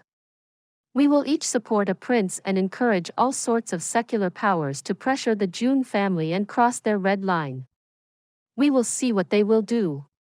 We must stir things up to reveal the master behind the Jun family after Jun Moxie and Venerable May are gone. Even if it's not successful, we can pull out immediately. If we really triggered something, then we can gather our forces there to take down the one supporting his family. By then, Jun Moxie will no longer be a threat to us. But we must gather our strongest forces to give the most fatal and quickest blow. We can't allow mistakes. Shirua Chen raised his head and looked at Huyen Ao Bo and Mo Wu Dao as he said word by word. We must send out someone at the level of a saint this time. A venerable would be too weak. If it really is the Nine Nether 14th young master, even a saint might not survive. We have to be prepared for such sacrifices. Huyen Ao Bo and Mo Wu Dao simultaneously stood up in shock. Are we? Yes. We, the Supreme Golden City, will send out 3 saints to deliver the full blow. Shirua Chen made the calculation and knocked on the coffee table with his fingers thrice. It made 3 soft knocks, but it echoed throughout the surrounding mountains. He said solemnly, word by word. The 3 lordships. Mo Wu Dao stood up and strolled around with a gloomy face. He finally looked up and breathed out before finally saying unwillingly. Fine. To ensure the success, we will also send 3 saints. The illusory blood sea will send 3 too. The 3 holy lands will unite to face our common enemy. Comparatively, Huyen Ao Bo seemed more willing. But the twitching muscles on his face revealed that the decision wasn't easy. We also need someone to manage the situation in Tianxiang City. His power is not important. He has to be very patient and strategic. It's very important, since a small mistake and all will be over. Shirua Chen said calmly. I'm sure the 2 of you have some candidates in mind. The illusory blood sea will send Xi Jinghong. He's not very strong, but his brain work is top-notch. Setting plots against others is his talent. Huyen Ao snorted and said, I will let him lead some experts. I'm sure it's enough to cause some trouble. Okay. On our side, we will send Li Yuran and a few experts. He's not only a native, but also a considerable leader despite his young age. I'm sure he will help. Shi Ruochen smiled. I'll go back and discuss about this. I won't mess the plan up. Don't worry. Mo Wu Dao said gloomily. We will kill Jun Moxie and obliterate Venerable Mei. Besides that, we also need some competent men for the war in Blizzard Silver City. It's a crucial fight to destroy the core prowess of Tian Fa Forest. If we miss this chance and allow them to retreat, God knows when we will find another similar opportunity. Please subscribe to this channel so that we are more enthusiastic in providing the best video for you. Chapter 680. Driving out all Xian beasts from Tian Fa.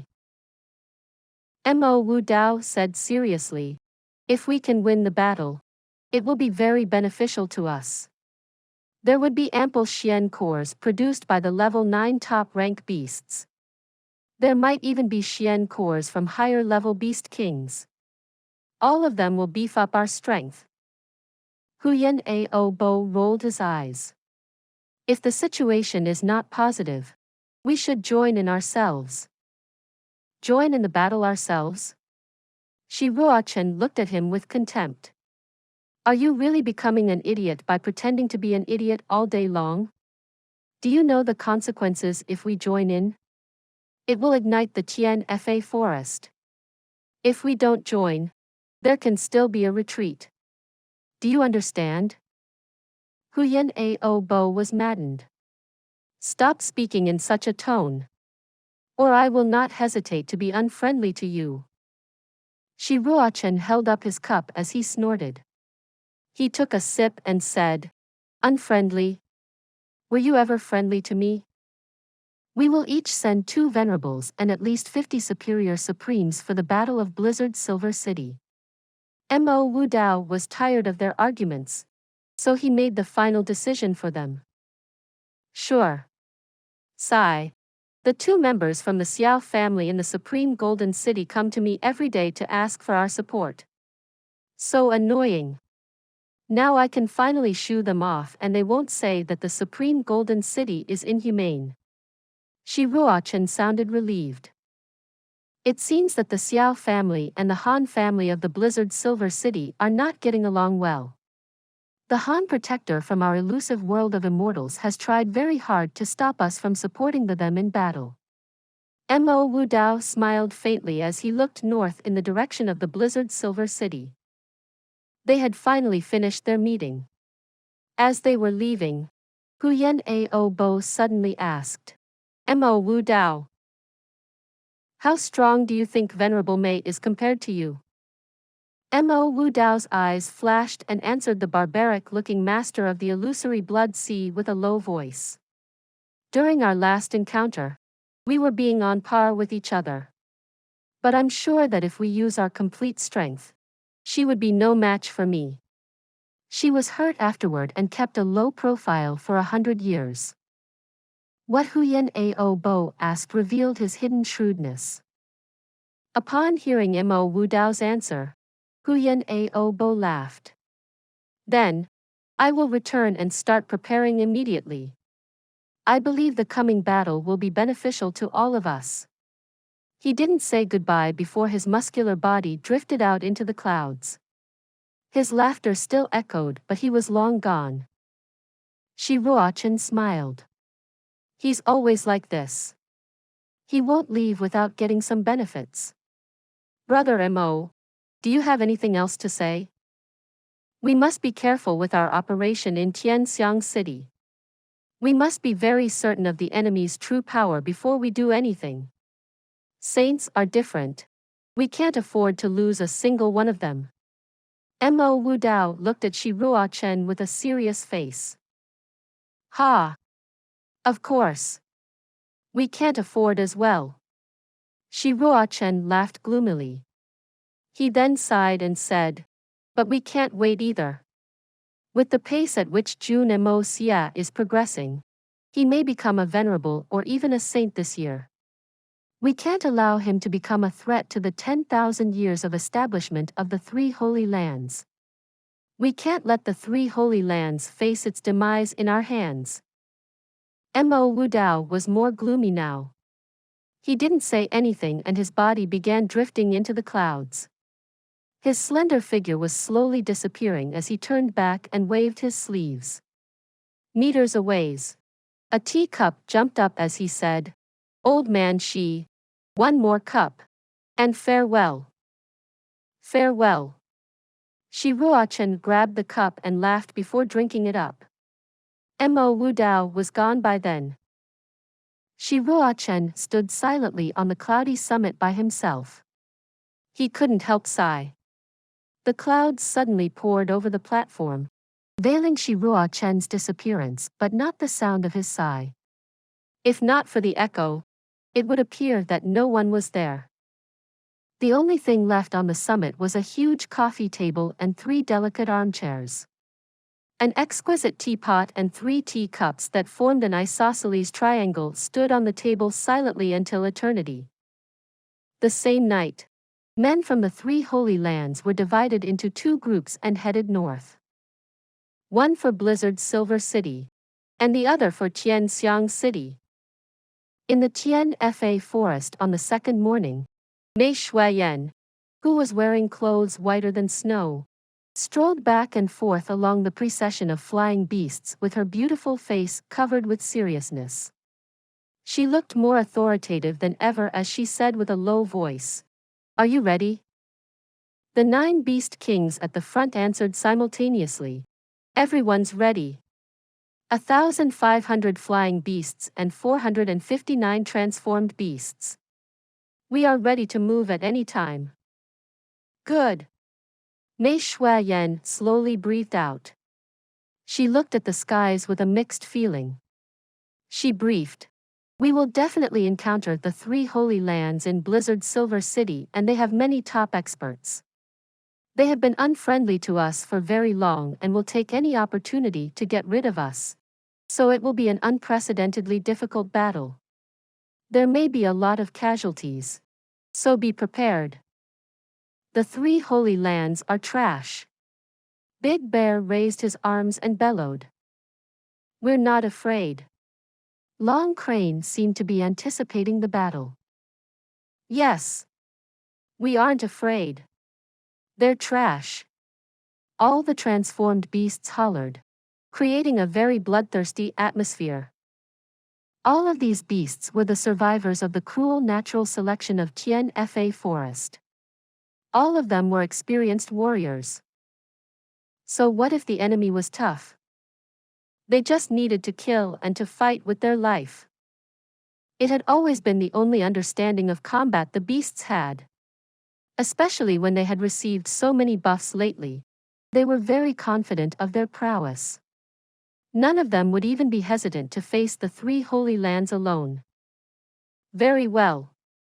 Together with the Ant King, the Wolf King, the Wasp King, and the Rat King, let's head for Tian City immediately by forming 10 groups in a formation of trapeziums.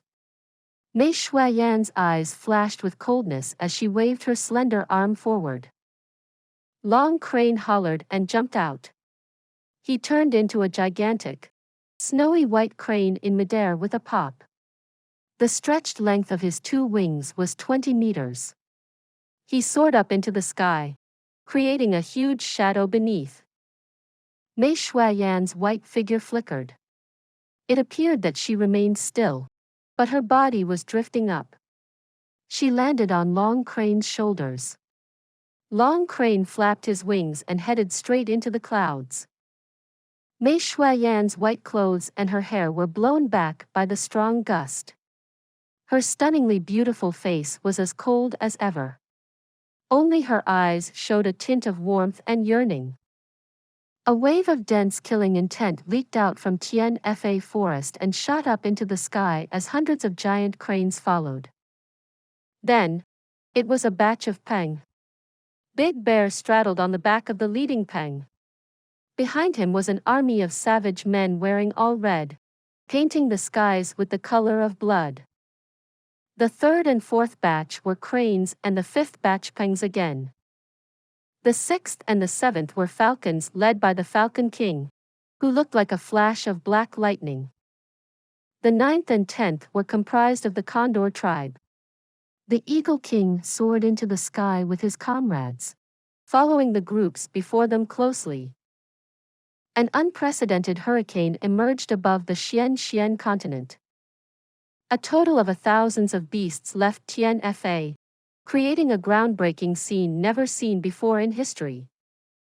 On the way to Tianxiang City, Mei Shuayan did not conserve her authority and majesty as the master of the beasts. It left a freezing sensation across the lands and seas mixed with the unique brutality and pride of Tian Fa. Looking down at everything from high up with an indisputable dignity. Deliberate or not, all the animals in their paths were frightened. The first to experience it was Tiannan City. Xian beasts, domestic animals or war horses, all of them fell onto the ground weakly as their bodies twitched. The pressure of thousands of superior beasts came crashing down. How could normal beasts withstand it? It was uneasy to even survive such pressure. The weaker chickens and ducks were immediately killed. The residing general of Tiannan City, Wan Wuyan, did have a considerable Xian cultivation. Just as he got out of bed and before he had even dressed, the unstoppable pressure came down on him. He almost fell onto the ground as the horses in the stable went nuts. The whole city was going haywire. A legendary giant bird. This story will be continued to chapter 681. For those of you who are not subscribed yet, please subscribe. The interesting and best stories will be updated. See you again in the next episode.